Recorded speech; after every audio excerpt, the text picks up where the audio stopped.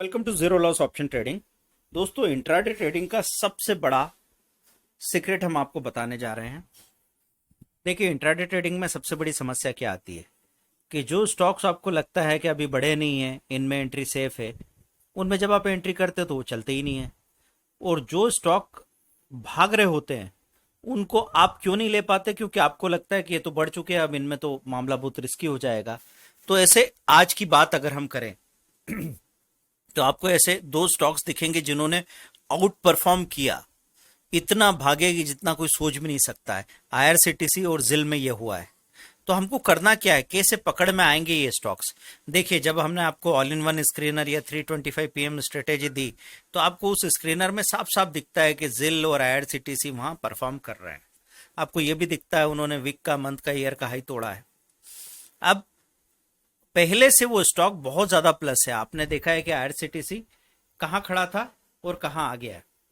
तो यहाँ पे अगर मैं देखने जाता हूँ तो मुझे नजर आता है 2400 रुपये पे था वो, फिर आपने 2700, फिर 2800, 3000, 3200, 3300 तक देखा। तो ऐसे में लगने लगा कि अब इसको हाथ लगाना तो बहुत रिस्की है। अब मैं आज अगर एक दिन की बात करूं तो कैसे हमने ट्रेड किया और कैसे पैसे मिला, ये मैं आपको बताना चाहता हूँ। तो एक दिन का जब आप चार्ट देखते हैं तो वहां आपको पता लगता है कि कैसे इसने परफॉर्म किया। ये नजर आ रहा था 3600 के आसपास।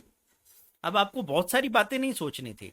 अगर आपको डर लग रहा है, ये स्टॉक जो आपने 3400 पे देखा होगा और आपको लगा कि मिस हो गया, फिर वही आपको 3500, 3600 कहीं दिखता है, तो आपके लिए ये कहाँ तक जाएगा, नीचे गिर के कहाँ आ जाएगा, ये सब सोचने के बजाय उसमें पोजीशन बनाने की कोशिश कीजिए।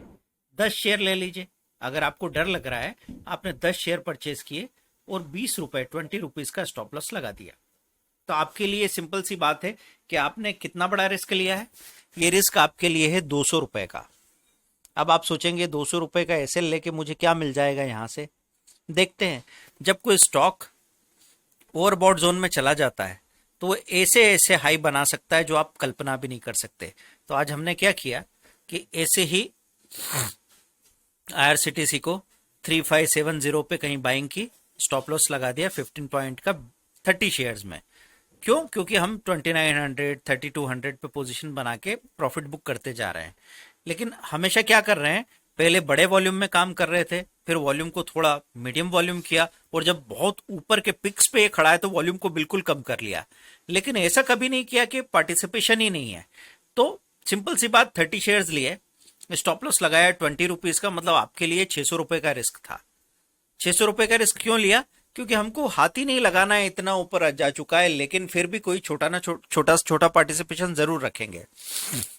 1 घंटे बाद देखते हैं कि ये वहां 1400 रुपीज देने लगा, मतलब 200 रुपए के स्टॉप लॉस पे 1400 रुपए का प्रॉफिट दिखा रहा था।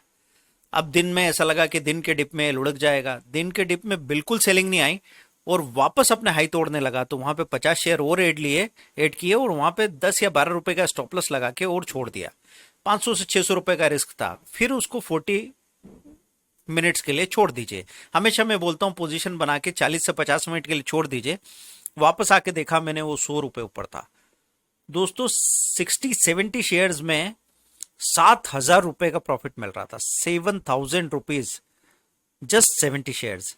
और जब ऐसा होता है तो आप अपने आप को जवाब दे पाते हैं। आपके कॉन्फिडेंस के बढ़ने के लिए बहुत जरूरी है। अब यही बात हम जिल के शेयर में देखते हैं। देखिए, यहाँ पे अगर मैं 1 डे का चार्ट देखता हूं तो मुझे नजर आता है कि मूवमेंट कैसे हुआ। आपने जहां पे भी अपना स्टॉप लॉस लिया, वो वहां से नीचे आया ही नहीं और सीधा भागते हुए ऊपर चला गया। इतना ऊपर चला गया कि आपको एक सफिशिएंट प्रॉफिट देखने लगा। अब मैं यहाँ पे जिल को देखने जाता हूँ। यही मनी कंट्रोल में आप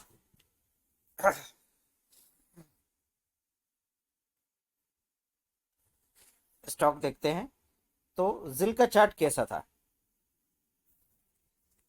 देखिए, यहाँ पे मैं इसकी जगह पे जिल का चार्ट देखता हूँ।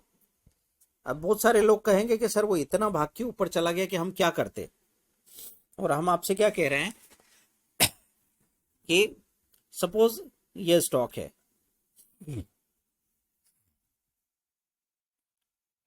आपको क्या करना था, ये पिछले महीनों का चार्ट है, आप इसका 1 मंथ का 5 डेज का जो भी चार्ट देखना चाहते हैं देख सकते हैं।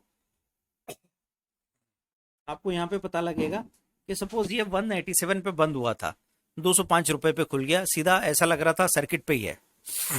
अब आप क्या कर सकते थे, आपके लिए सिंपल सी बात थी कि आपने वहां पे परचेस किए, आपको डर लग रहा है न के बराबर 500 शेयर के वॉल्यूम में काम करने वाले लोग हैं आप, आपने 50 शेयर ही खरीद लिए, 50 शेयर्स, स्टॉप लॉस लगा दिया 2% का, चलो 6 रुपए का स्टॉप लॉस लगा दिया, 300 रुपए आपके जाने में है।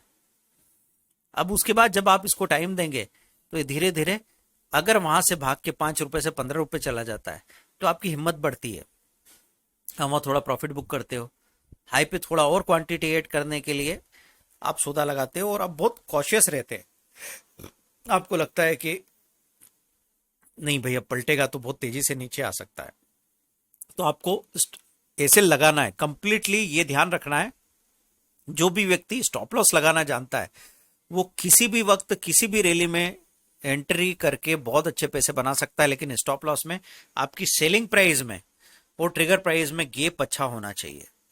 कभी कभी गैप नहीं होने से आपकी प्राइस पे से जंप करके वो निकल जाता है, तो इस बात का जरूर ख्याल रखें कि आप अच्छा गैप रखें।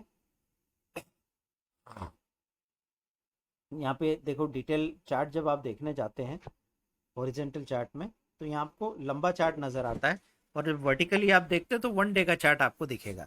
यहाँ पे 1 डे का चार्ट आपको नजर आ रहा है, आपने देखा कि ऊपर खुला तो वहां से थोड़ा सा करेक्ट हुआ, क्योंकि स्टॉप लॉस क्वांटिटी छोटी होगी तो स्टॉप लॉस थोड़ा बड़ा रख सकते हैं।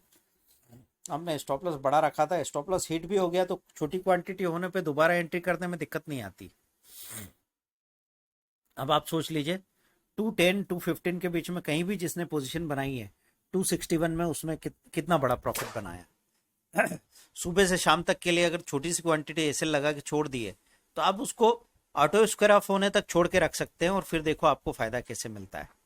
अब आपको याद होगा दोस्तों पिछले 1 महीने के वीडियोस में आपको वीडियो मिल जाएगा जब हमने कहा था इस क्वार्टर में कौन कौन से स्टॉक है जो सबसे अच्छा खरीदने के लिए होंगे। निफ्टी 100 के शेयर में से चोला इन्वेस्टमेंट एंड फाइनेंस, जिल और तीसरा शेयर था, आप जाके चेक कीजिए कि कौन कौन से शेयर्स थे जो हमने आपको खरीदने को कहे थे और कारण क्या था। म्यूचुअल फंड और एफआईआई ने पिछले क्वार्टर में बहुत ज़्यादा एक्यूमुलेट किए, सबसे ज़्यादा इनमें पोजीशन बनाई थी। ट्रेंडलाइन.com की साइट का रेफरेंस देके हमने देखा था एफआईआई और म्यूचुअल फंड ने पिछले क्वार्टर में सबसे ज़्यादा होल्डिंग बढ़ाई। तो कहाँ से पता लगता है कोई स्टॉक चलेगा, और दूसरा क्या इसका चार्ट बता देता है कि इतनी बड़ी सेलिंग आके ये अकेला शेयर था, ये अकेला सेक्टर था मीडिया सेक्टर जिसने परफॉर्म नहीं किया था। तो जब बारी आती है तो वो सेक्टर वो शेयर भी परफॉर्म करता है, और जितनी देर से परफॉर्म करता है उतना जबरदस्त परफॉर्म कर सकता है। तो दोस्तों ऐसे करके पैसा बन सकता है।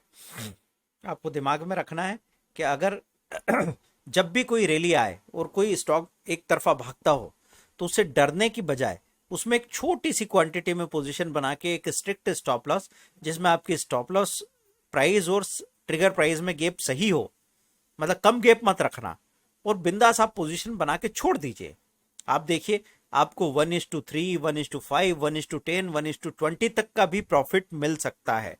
तो दोस्तों कल से ये एक्सपेरिमेंट शुरू करना है, और स्टॉक कौन से चुनना है आपको, जो स्क्रीनर्स हमने आपको बताए हैं, ऑल इन वन या 325 PM स्ट्रेटेजी।